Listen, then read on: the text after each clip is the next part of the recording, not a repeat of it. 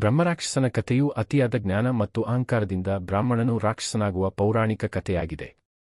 ವೇದಗಳನ್ನು ಬಲ್ಲ ಸೋಮದತ್ತನೆಂಬ ಬ್ರಾಹ್ಮಣನು ತನ್ನ ಜ್ಞಾನದಿಂದ ಅಹಂಕಾರ ಬೆಳೆಸಿಕೊಂಡು ಗುರುವನ್ನು ನಿರ್ಲಕ್ಷಿಸಿದ್ದರಿಂದ ಬ್ರಹ್ಮರಾಕ್ಷಸನಾಗುತ್ತಾನೆ. ಅಂತಿಮವಾಗಿ ಅವನು ಪಾಪದ ಪ್ರಾಯಶ್ಚಿತ್ತಕ್ಕಾಗಿ ಪರಮೇಶ್ವರನ ದರ್ಶನ ಪಡೆದು ಮುಕ್ತಿ ಪಡೆಯುತ್ತಾನೆ. ಬ್ರಹ್ಮರಾಕ್ಷಸನ ಕಥೆ. ಹಿನ್ನೆಲೆ: ಮಗಧ ದೇಶದಲ್ಲಿ ಸೋಮದತ್ತನೆಂಬ ಅತ್ಯಂತ ಜ್ಞಾನಿ ಬ್ರಾಹ್ಮಣನಿದ್ದನು.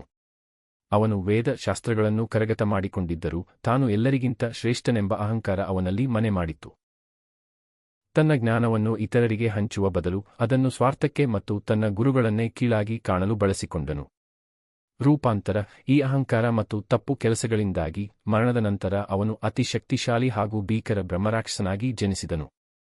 ಅವನು ಮನುಷ್ಯರ ಭಾಷೆಯನ್ನು ಮಾತನಾಡಬಲ್ಲವನಾಗಿದ್ದರೂ ಬ್ರಾಹ್ಮಣರ ಮಾಂಸವನ್ನು ತಿನ್ನುತ್ತಾ ಸಂಕಟದ ಜೀವನ ನಡೆಸುತ್ತಿದ್ದನು. ಶಾಪ ವಿಮೋಚನೆ: ಅನೇಕ ವರ್ಷಗಳ ಕಾಲ ಆಲದ ಮರದ ಮೇಲೆ ವಾಸಿಸುತ್ತಿದ್ದ ಆ ಬ್ರಹ್ಮರಾಕ್ಷಸನು ಒಮ್ಮೆ ತಪಸ್ವಿಗಳಿಗೆ ತನ್ನ ಕಥೆಯನ್ನು ಹೇಳಿ ಪಶ್ಚಾತ್ತಾಪ ಪಡುತ್ತಾನೆ. ಅಂತಿಮವಾಗಿ ಒಬ್ಬ ಮಹಾನ್ ಋಷಿ ಅಥವಾ ದೇವತೆಯ ಕೃಪೆಯಿಂದ ಅವನು ಈ ನರಕಯಾತನೆಯಿಂದ ಮುಕ್ತಿ ಪಡೆದು ಪುನರ್ಜನ್ಮ ಪಡೆಯುತ್ತಾನೆ. ಬ್ರಹ್ಮರಾಕ್ಷಸನ ಲಕ್ಷಣಗಳು: ಅವರು ಉಚ್ಚ ಜನ್ಮದ ಮೃತ ವಿದ್ವಾಂಸರ ಆತ್ಮಗಳಾಗಿದ್ದು ಅಪಾರ ಶಕ್ತಿ ಹೊಂದಿರುತ್ತಾರೆ. ತಮ್ಮ ಜ್ಞಾನದ ದುರ್ಬಳಕೆಯಿಂದಾಗಿ ಇವರು ಈ ಸ್ಥಿತಿಗೆ ತಲುಪುತ್ತಾರೆ.